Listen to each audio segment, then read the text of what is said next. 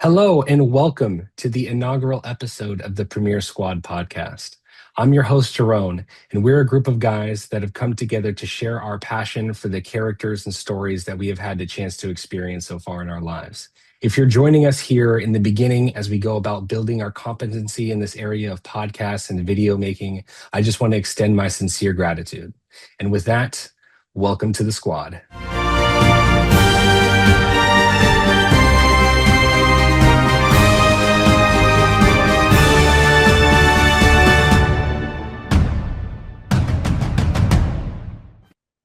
So here we go for segment number 2 for the Premier Squad.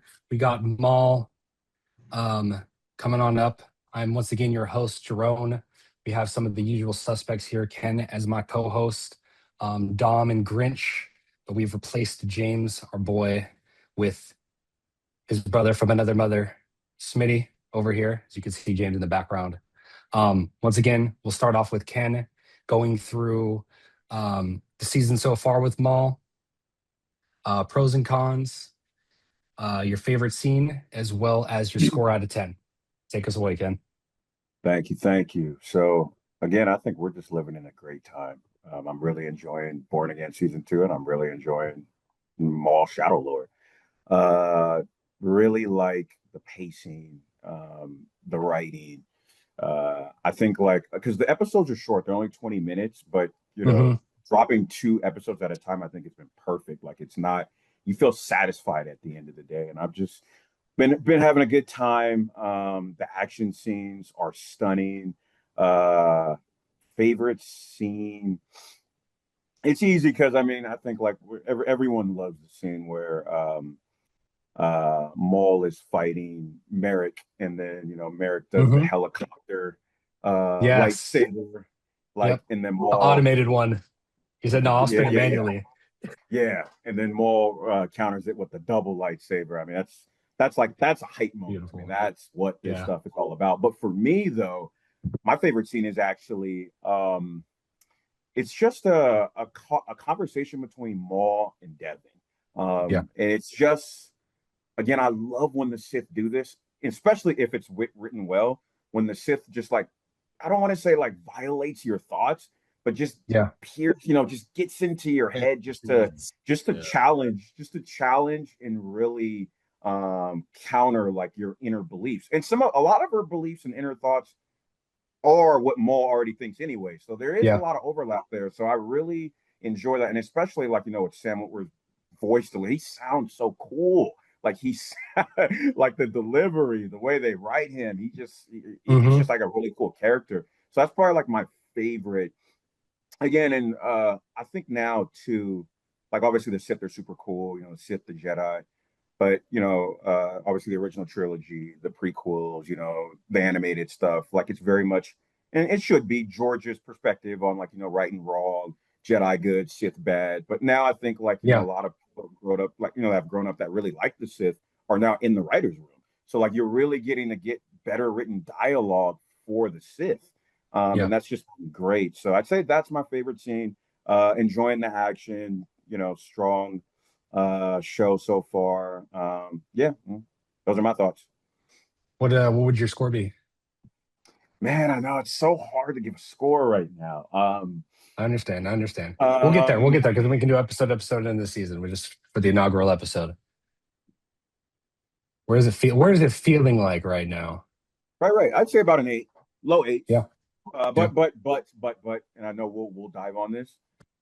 But if hmm we get to see him, the chosen one, at the end fight Maul, it'll go beyond an No 8 way. comfortably. No I don't even way. care. I don't even Could care see it how the next writing goes. week. Could Yeah, see yeah. it I mean, next week. when you get in, and when Inquisitor gets on one knee and says, "My Lord," he's only You know who speaking he's talking to. him. Yeah, Yes. he's talking to him. I'm not gonna say his name, him. But that's it for me. All right. Dom, we'll pass it on over to you. How you feeling about Maul so far? I just absolutely love this show. I just think it's hmm perfection. I'm going to tell you right now, I have no cons. Okay. There are no cons about this show, Yes. only pros. I mean, just You have taken to the dark side. Yes, sir. yeah, I just the attention to the small details that this show does, the way that just the lightsabers look when they're on, Yes. instead of That was just being one of my just main lights, points. they have flames. They put Mm-hmm. Sam Whitmer's voice into Maul's blade. Like, come on, like, That's and the fire. art, the That's Love that fire. animation fucking detail. style, The way like, it drags, like it's not just the light moving through, but the way yeah, they drag the light around it, and yeah. it's like curved and stuff. Yep. It's genius. It's never been done before. It's Mm-hmm. it's really good, and the way they do the animation, how they take art pieces in this age of AI where everything's AI. These guys are taking actual drawn out art pieces and then moving it over to animation, and it just makes everything pop. The way the city looks, how terrifying the Star Destroyer is when it comes in over the city, Mm-hmm. just everything. Like the attention to the detail is what makes the show, from an 8 to a 9 for me. Like, it's just, it has everything, and I Mm-hmm. just am really enjoying it. The lightsaber battles, everything has been really good. Yeah. Every battle I've seen, I've thoroughly enjoyed. Um, I just love the story that they're telling, and how Maul is trying to get his redemption after being betrayed, and Mm-hmm. it's just I'm here for it. It's been a good ride so far. Mm-hmm. Favorite scene for me is probably the Maul versus Master Daki and Devon scene Mm-hmm. from episode 4. I really liked that one, but more so for like the dialogue at the beginning before they even draw the blades. Like, Yeah. Maul was kind of trying to position himself as an ally to these Jedi, Yeah. especially putting on a show for Devin, but like he's here to say, hey, we have a common enemy here. Okay, Yeah. I'm not Sith. I'm not Sith. Okay, the Republic is the bad guys. Okay, I'm not a bad guy, and I like how the show like blurs those lines and makes you ride for Maul that way. He was taken aback when they came and they reached for their lightsabers. He was like, "Oh, you've come to kill me." Like, Yeah. he was like, Yeah. I thought we could have a conversation. I thought we could work That together on very this. astute voice. Yes, sir. Yeah, Yes, sir. yeah. And then he had to put him in his place. That line, I have it written down here. He said, "Surrender. When has that passive ideology ever served you, Jedi?" Like, God, it slaps. Like, yeah, exactly. The Jedi these days, they're Mm-hmm. so lost. They don't get it. They just don't get it. And I thought that line slapped. And then when you get into the fight itself, it was perfect. Really good. I loved how, he was he used the force plenty of times to kind of keep Devin's sideline, maybe to Yeah. keep protected while he went after the Master Jedi, and it just was all really fluid, all really solid, really good, just overall scene. Yeah. This my score right now is a Say it. 9.22. It can't be anything Woo! lower. Got it up there. Right now, it's just fire. We'll see where it goes. They got to land it. I have every faith that they will, but right now, it's just hitting. I love it. Mm-hmm. Love to see it. Jalen, if we could pass on or Smitty, if we could pass on over to you. How you feeling about Maul so far? I mean, I've been really enjoying this. Y'all Mm-hmm. have already hit on a lot of points that I wanted to talk about. Obviously, yeah, Maul versus Merrick, like absolutely amazing to watch that. Mm-hmm. Um, the I really don't have a whole lot of cons, kind of like Dom. My only con, and obviously, Ken, you've seen my setup on my staircase, and I'll pan that at some point. But I I read for the Sith over the Jedi Mm-hmm. always, just because the Jedi are, like Don said, so out of touch. Yeah. Can't get over how bad that is. And my biggest con, and it's not even a con about the show, I think it's actually written well, but it's Yeah. about character motivation, and it's Docky taking him and Devin to Captain Lawson's house. And that dialogue that they have where it says, "Yo, you're a Jedi. Do you know what the Empire will do to me if they find you here?" And Docky's response is, Yeah. "Oh, they would probably do the same thing to me." Well, then get out of my house. What do you mean? And That guess what? look on No, Now his face at the end of the episode. Oh, it's like, and now I don't have a house to go back to. Thanks, appreciate it. you ruined their yeah. lives. Yeah. The Jedi You Yeah. ruined their lives. literally Yeah. ruined someone's livelihood because you wanted to ask for help because Jedi slander, man. you Love it. are force sensitive, you have a lightsaber, Mm-hmm. you have some type of ability to attempt to fight back over a normal person, and you choose to ask the regular person just trying to live their life and support their child to assist you. And that's Yeah. my biggest gripe. But Yeah. I mean, Merrick busting in the door, fantastic. Yeah. I think my favorite scene that of the ones that haven't been touched on yet was Yeah. actually Maul talking with Devin when she's like escaping from like his captivity. He's like, you could leave whenever. You know you can. You just are choosing not to.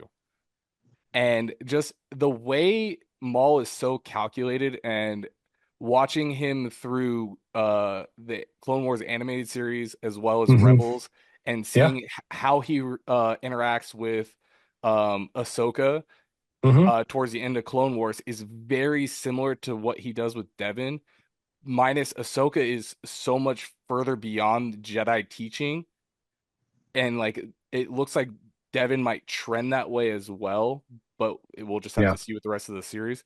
But just seeing how he can just toy with her, because he's like, you're just a no-name Padawan at this point Yeah. for me. Like I don't have to put much effort into it, and I only Yeah. really draw my lightsaber when your master's involved.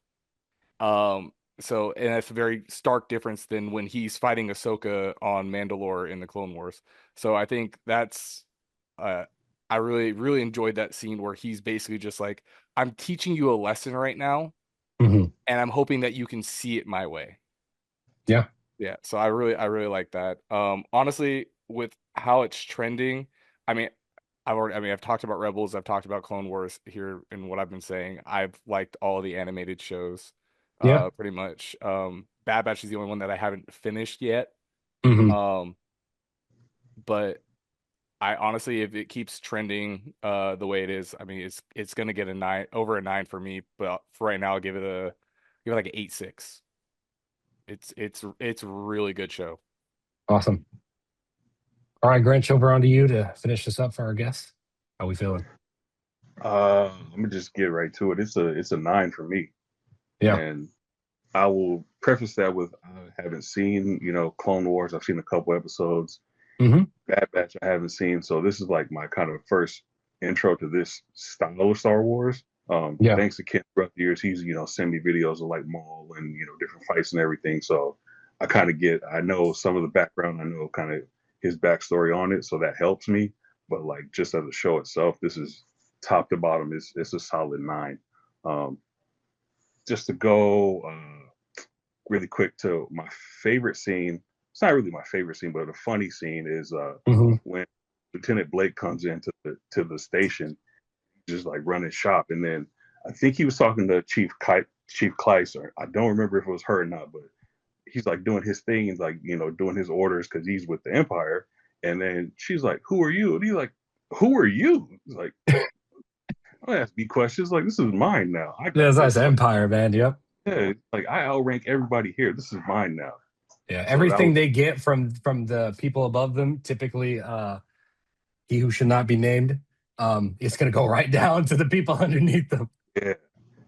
So that was a cool scene. And to Hmm. piggyback off of what Spitty said as well, is like, yeah, like uh Echo comes in there and he messes up Brandon's whole life. And Hmm. like just because Brandon Lawson, excuse me, has just because he has connections to the underworld, it's like, yo, you're a Jedi, you're space Yeah. police. Why are you coming in this man's house and asking him, oh, do you know any smugglers that can get us off the planet? Like, what are we doing here? Like, you're supposed to be Yeah. the protector of good for the galaxy, and you just endanger this person's whole livelihood just because they might have a connection to get you off the planet. Like, use some of that force power, Get start your Jedi ass mind off their tricking own people. planet. Yeah. Exactly, exactly. And this is exactly why I'm with Dom. Like, as a kid, even Ken said it. As a kid, it was early on. Jedi's good, Sith are bad. As I've grown older, and kind of we've seen through the other movies and everything, I'm like, even in the Acolyte, crazy work. Jedi's were Yeah. doing crazy work, crazy stuff, all in the name of like good and like protecting Yeah. realm. Like kidnapping kids and killing whole. Like, come on, man. Like they're not as good and as cookie cutter clean as they portray themselves to be, and Hmm. they really lean on that, that whole the balance in the force. They lean on that heavy when it suits their agenda, and it's really Yeah. really really really something that's really people need to like kind of pay attention to. I think a lot of people are now, as we're They're getting getting older. exposed for sure. Yeah, Yeah. yeah, you can see Yeah. it now. That whole protect the force and the balance and everything is like, it only works for you when you want it to work for you. The Sith, Yeah. yes, the Sith are bad. They are about power and corruption and everything. But at least you know exactly where they stand and what their agenda is. The Jedi will like, you know what? I don't want to kill this guy, but it's going to bring balance to the force, so I might have to do it. Or you know what I mean? They're going Yeah. to try and tweak stuff that works for them. But Yeah. Some back to fake being on good going topic. on. Yeah, Yeah. yeah, fake good. Back to being on topic. Great show. I'm here for it. Like I said, it's a 9.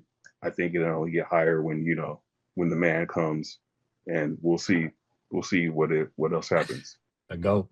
Yeah. Can't wait to see Maul get spooked, man. We're gonna see what makes Oh why man. why is Oh he so man. afraid of Vader? We're gonna And see. it's funny because in Clone Wars, he gets so spooked by Sidious when he shows up and confronts them and they have their little one-on-one. He is so like, oh please, please. His brother gets taken out and everything. He is so scared there, and that was like really bad look for him. But I digress. For Maul specifically, I want to go directly into my favorite scene from this series so far, and I'm so glad that we're actually this far into it because now I get to choose this as my own, even as big as it was. 3 minutes and 32 seconds. 3 minutes and 32 seconds. For our viewers, a little bit behind the scenes, we all met last week to kind of go over what we want to do with this and stuff like that. And coming out of it, I still hadn't watched Maul yet. And I got to sit there and talk with my partner kind of about who Darth Maul is to me as like my favorite character. Because as a kid, had the opportunity to see him fight Qui-Gon and Obi-Wan and see what I felt like has been ingrained in me as what I expect of a Jedi battle, what I expect of movement, of athleticism, and that's been so far few in between, especially in live action movies. It's been very tough to really get what I feel like is an appropriate use of the Force that is capable with the creativity and the special effects that we have today. So that being said, talked to her about that, and I'm like, man, Duel of the Fates, legendary. And I'm sitting there playing the song over and over again for her. And then I start the episode. 3 minutes and 32 seconds is when Duel of the Fates starts. My man steps out of the ship, and I pause it. About 10 seconds, go back and watch it again. And I do that several times over. And right there, I turn off the episode. That's all I needed to watch from Maul to know that this is my show. This is the Star Wars that I love because I am a Star Wars hater. But that 3 minutes and 32 seconds mark for 10 seconds, right after my spiel I got to go over was everything to me. And now it has like echoed on into the extending episodes, and I've just had such a wonderful time with it. I think specifically with the episodes that have aired this week, a couple things that I wanted to talk about with the action scenes in particular, like we've touched upon how the lightsabers are moving, the type of special effects that they're capable of. The sound effects is amazing. Devin, like she did like a whole 540 slash on that rooftop. I thought that was awesome as like a little moment for her. And then a much smaller thing. When they block the laser cannons, I think Master Daki does this, and then America does as well. I love the rebound, the recoil that it takes to be able to block the giant laser cannon shots. So a small thing, I love that. And then another small thing that I really appreciate is the sprawl of the Empire's resources. That as we went from scene to scene and where the Jedi are going, where Lawson is going, they're like right there behind him, and just like it just hits the fan, and we're back into another fight. So I really love seeing what the Empire is capable of. Like, and it's everything Lawson was afraid of. That as soon as they're there, they're ingrained in everything, like cancer, and then you just spread. It's stage 4, and the city and everything is going to hell. So I've really appreciated that. Some of the small things I don't like. Once again, like everybody's touched upon, like the Jedi stuff, like reverting. This is why I kind of like appreciate Devin's perspective. Like, why do we have to revert to being a beggar with what we're capable of? We can do a little bit more than that and not have to become like these hermits of society, even after there is the foundational piece of basically all of the Jedi being cold. So I don't like the Jedi stuff, but thankfully, like we get to go back with Maul, and we really get to see um, his growth from being the kind of silent assassin that he was in episode one, and then what he's kind of portrayed into, or he's grown into with Clone Wars, with Rebels, with the voice actor, and what he's able to bring to the table. So all of it together, I'm sitting right underneath the 9 right now at an 8.8. And I'm feeling wonderful about this scene. What else can we touch upon here that we haven't really spoken about yet? Any other thoughts or wonderings? I guess I'll go. Hmm. I know I touched on it a little bit earlier, and Grinch alluded to it too. But over the course, obviously, like Star Wars is very, very, deep history, deep lore. But in the original trilogy, I mean, Vader is really carried by like how cool he looks in James Earl Jones, which is more Yeah, than enough. Don't get me wrong. yeah, Then like in the last like decade or so, I think like we've really gotten to see they've gotten to fill in some of the gaps, like with which normally we just did with our imagination. I think yeah. like in Rogue, like obviously you have Rogue One. Even though My Obi fave. Wan isn't, I have my issues with Obi Wan, but I thought the way they really portrayed Vader's power was next to none. And Hmm. even in the games too, like I don't know, they just done such a good job of modern day technology of actually living up to Vader's Yes. legacy, and I can't Yeah. wait, cannot wait just to get that here, especially with the way that they're doing lightsaber battles here. I just can't Hmm. wait for that. So I don't even want to talk about anything that's happened. That's what I am anticipating to happen. Honestly, one of the other things too, just talking about like characters and like feeling a presence. Yeah. I know it's on a smaller scale right now, but Hmm. like as far as Inquisitors go, Merrick actually feels dangerous. Like he's Broken. going to cause OP. problems. Yeah. Yeah. Great The point. only Great the point. only other Inquisitor that I've actually really felt that from was the Grand Inquisitor. Um, and I mean that was just his look was just really good and had an imposing presence to him.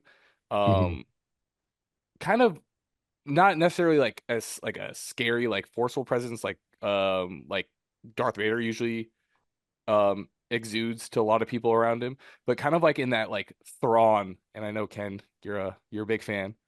But like that type of presence from the Grand Inquisitor. Whereas Merrick feels like if it wasn't for Maul being there, if he went anywhere, like Docky and Devin don't make it off that planet. The show's already over. Hmm. Like if Maul escapes out and he is getting rid of the Jedi, he does his sweep of the Jedi. He's like, all right, back to hunting for Maul, and like Yeah. we have to go to a different planet and we'd have to do a full reset from the episode one, basically. Yeah, and, Um, and I love how he exists outside of the two things systematically. Now we have the Jedi, we have the Sith, but because of his experiences, now we have like him as a standalone third party with the mhm, abilities of Jedi and Sith combined, and him trying to be like, all right, like I'm done with like as we know from his Rebels and Clone Wars arcs, he's done with like everybody. mhm, So like him getting to kind of stand out and like formulate his own path is like, yeah, it's been such a great history that's been built upon since episode one for him. definitely. It's crazy that an Inquisitor is that powerful, you know? It's like I'm not sure how to make of it. I don't know if the Inquisitor is really that powerful or if the Master Jedi Daki is just buns. I Like think I don't because if I will he's say too Docky. powerful, if he's too powerful, then he could, the Sith wouldn't want them to be too powerful he, because then he it never pulled threatens out the that second power side until balance. Maul got there. Until Maul Yeah, got there, never pulled out the other side of his lightsaber. I don't. It's hard to put my thumb on why he's so OP. I mean, I love it, but it's Hmm. crazy. Well, it's a lot of I think and I could be wrong, so I'll go fact check this later, but I think a lot of the Inquisitors take training from Vader. I was gonna say They that. use his same style and then like build it for their double-sided lightsaber.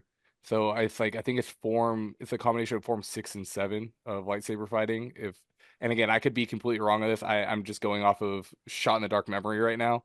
but that's part of the reason is because it's such an aggressive fighting style of Mhm. like lightsaber dueling, and that's why he seems so imposing. But I agree, Daki also seems like he's got something going on. He's got like that he's like iron lung kind of going on or something. I don't know. Like he's Yeah. struggling.